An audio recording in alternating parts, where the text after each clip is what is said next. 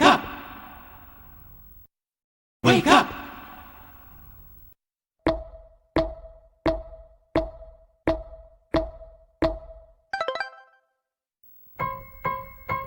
Wake up, wake up, it's time to rise and sing the praise of Jesus. Hallelujah, hallelujah. It's time to To rise, rise, to sing, to shout, to bring him all your heart. He'll do the bigger part if you will only make a start. It's time to give him all your heart, and only you can make a start. Wake up!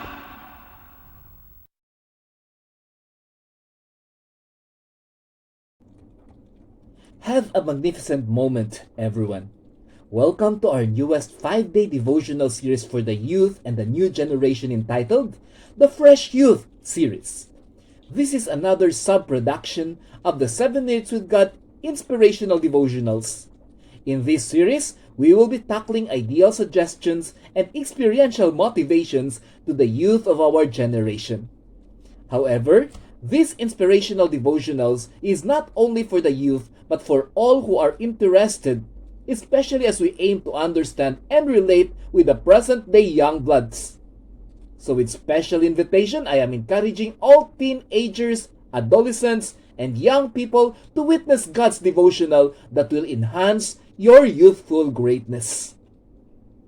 Again, this is your new devotional series, The Fresh Youth, and this is the 4th offering of the 5-part series. This will inspire all of us every morning. S in fresh stands for spirituality. That is why our topic for this moment is the Spirit-filled youth. And you will be joined by your online inspirational evangelist and youth advisor, Brother Noy Gonzaga. Let us lubricate our souls with a verse located in Romans 15:13, and it says, "Now the God of hope fill you with all joy and peace in believing, that ye may abound in hope through the power of the Holy Spirit." Friends, God sent the Holy Spirit to represent Him in our lives, and this Spirit will be the continuous inspiration to the men and women of the new generation we call our youths. Let this Spirit fill our hearts this moment, so that we will not dangle too much and we can manage our time. Let us focus our attention to 4 common questions in spirituality. Question number 1. Why is involvement in spiritual activities very important to correct holistic development? Question number 2. What is the role of spirituality in the lives of the young people? Question number 3. What is the obvious difference of a Spirit-filled youth to a youth that neglects the Spirit?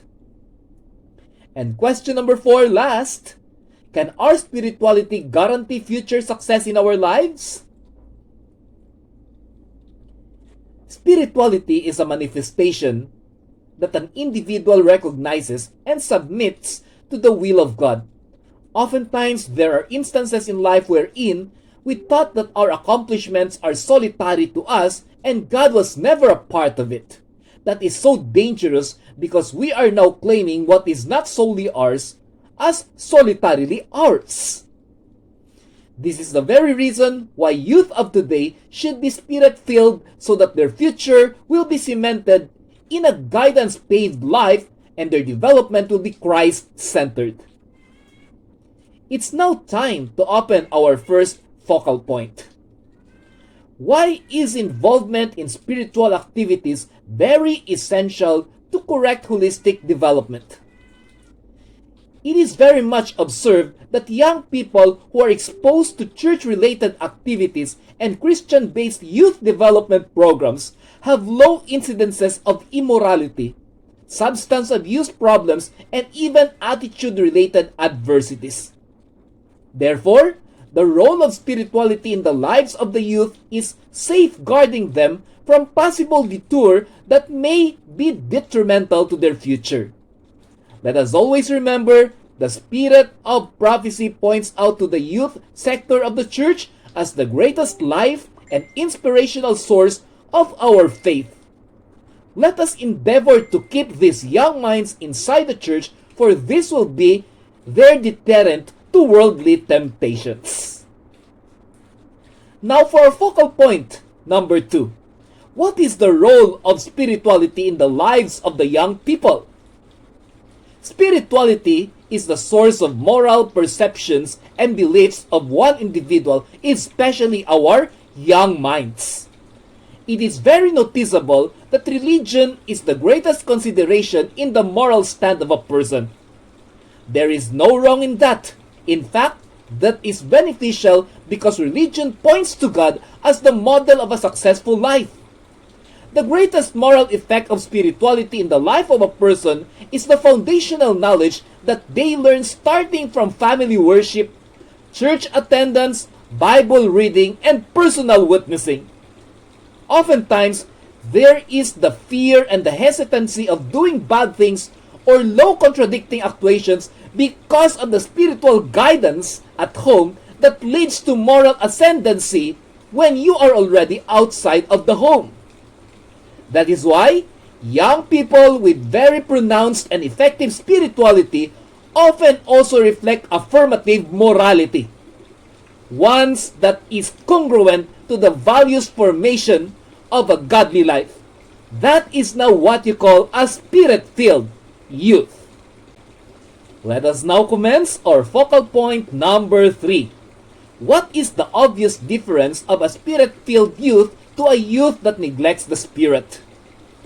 Well, let us focus here in the decision-making process. A youth that was founded on a consistent spirituality at home knows that there is a great God in heaven. The fear to do things that will hurt their parents is present. The fear to be rebuked by God in doing unchristian routines is present. The fear to go against the biblical values and teachings that may result into negativities in life is there and is present.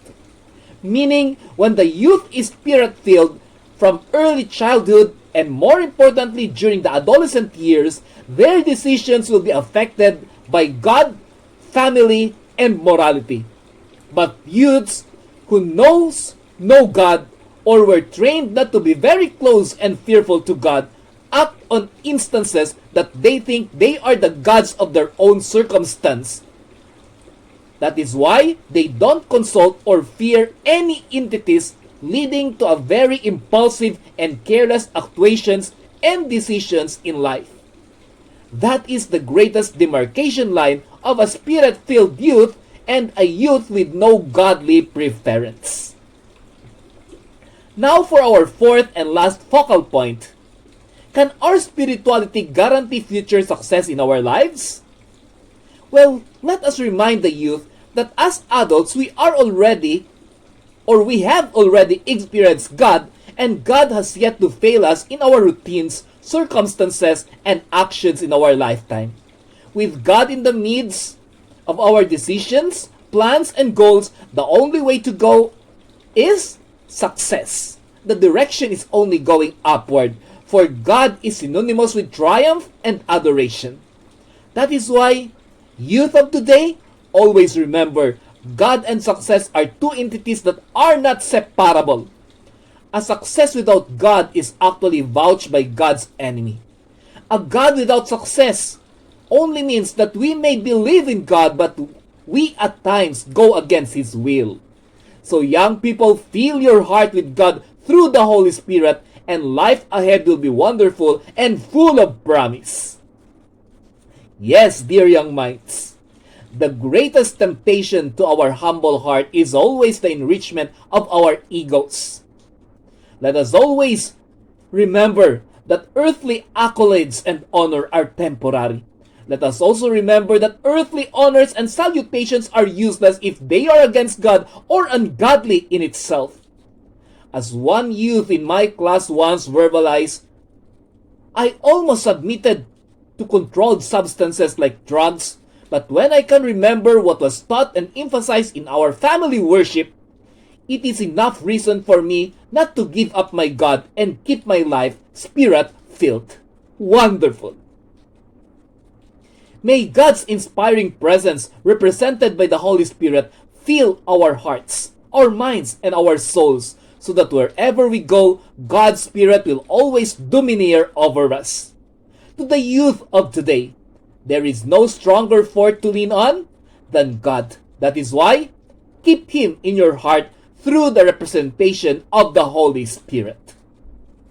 This is your 7 Minutes with God special series entitled The Fresh Youth. S in fresh stands for spirituality.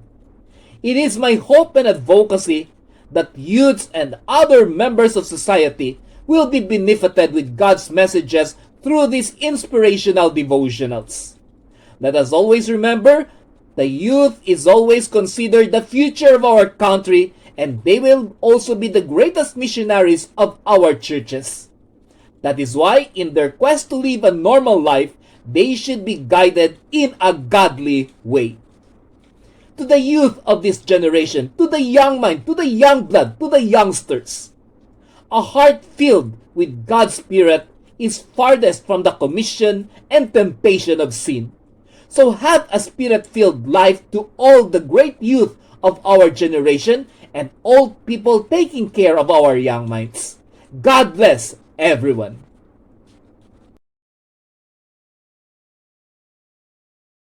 Wake up, it's time to rise and sing the praise of Jesus. Hallelujah, hallelujah. It's time to rise, to sing, to shout, to bring Him all your heart. He'll do the bigger part, if you will only make a start. Wake up! Wake up!